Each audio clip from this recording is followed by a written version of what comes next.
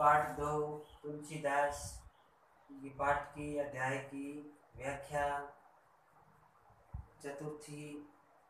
इसमें परशुराम और लक्ष्मण के बीच के अंदर आवेश युक्त बातें होती है, इसका वर्णन किया गया।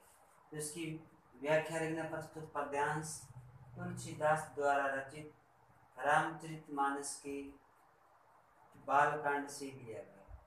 परशुराम लक्ष्मण संवाद से तो कौशिक सुनहु मंद यहु बालक। कौशिक या विश्वामित्र के लिए है। जब बड़ी सभा में धनुष भंग हो जाता है, जब विश्वामित्र, परशुराम जी, लक्ष्मण, राम, अन्य और राजकुमार बैठे हुए होते हैं, उस समय विश्वामित्र को परशुराम जी कहते हैं, कौशिक मन विश्वामित्र, सुनहु मन सुना, मंद मंद बुद्धि, यहु मन यह, बालकु मन बालक। परशुराम जी कहते हैं कि है यह जो बालक है मंद बुद्धि का बालक है। विश्वामित्र से परशुराम जी कहते हैं कि यह बालक मंद बुद्धि का है, कुटिल काल बस, यानी कुटिल प्रवृत्ति का है, ये बुरी प्रवृत्ति का है। काल बस यानी काल के वश में होकर, निज निज मन स्वयं कुल, गालकु मन कलंकित, क्या ये काल के वश में होकर अपने कुल को कलंकित हो कर रहा है। भानु वंश, भानु मन सूर्य, वंश मन वंश, सूर्यवंशी। क्या लक्ष्मण सूर्यवंशी होते हुए भी राकेश में होता है चंद्रमा, कलंकु मन कलंक। क्या लक्ष्मण जो यह बालक है सूर्यवंशी होते हुए भी चंद्रमा रूपी कलंक है। यानी परशुराम जी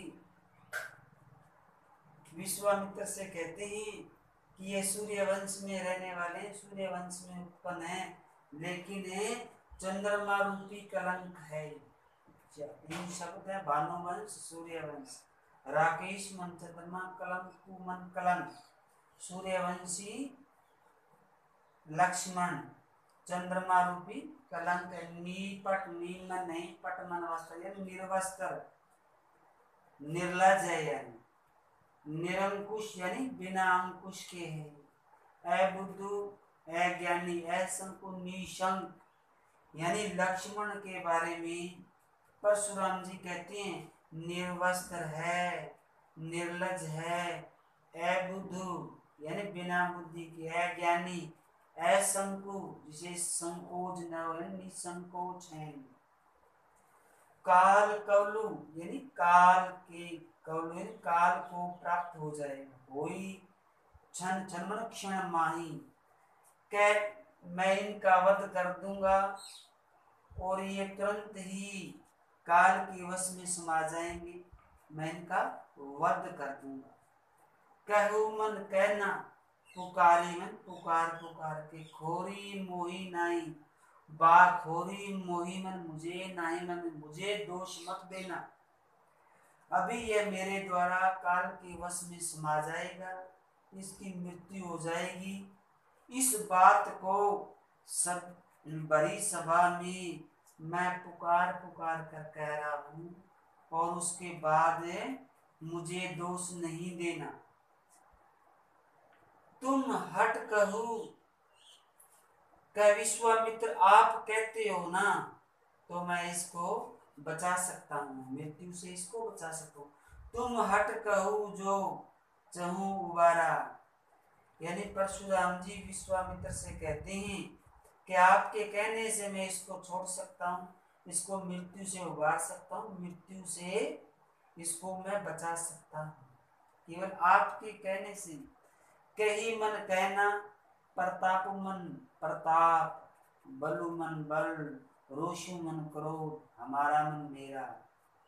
यानी परशुराम जी विश्वामित्र से कहते हैं कहे विश्वामित्र जी, आप लक्ष्मण को मेरे प्रताप, मेरे बल और मेरे क्रोध के बारे में इसको आप बता दें।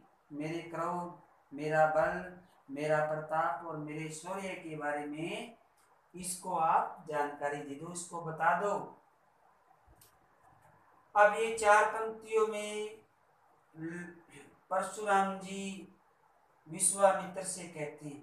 उनके बाद लखन मन होता है लक्ष्मण, कहेऊ मन कहना, मुनि मन परशुराम, सूयस मन सूयस, यानी कीर्ति प्रसिद्धि तुम्हारा। यानी लक्ष्मण परशुराम जी से कहते हैं, हे परशुराम जी, आप अपना सूयस, तुम ही अछत को वर्णे पारा, तुम ही मन तुम, अछत मन अच्छी तरह है, वर्णे मन वर्णन, पारा मन बताना।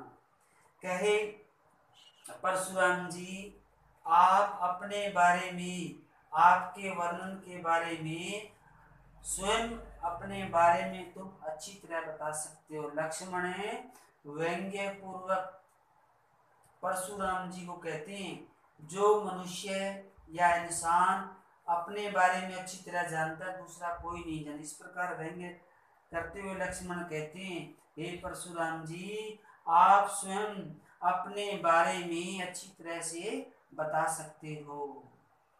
अपने मुँह तुम है आपने करनी, आप अपने बारे में अपने मुँह से अपनी बढ़ाई या प्रशंसा अनेक बार की है आपने।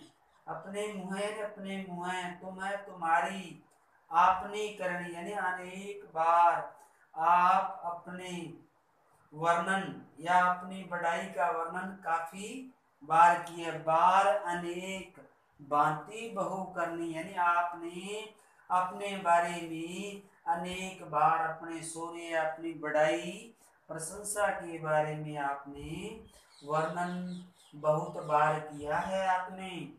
नहीं संतोषु, नहीं मन नहीं संतोष, फिर भी आपको संतोष नहीं है।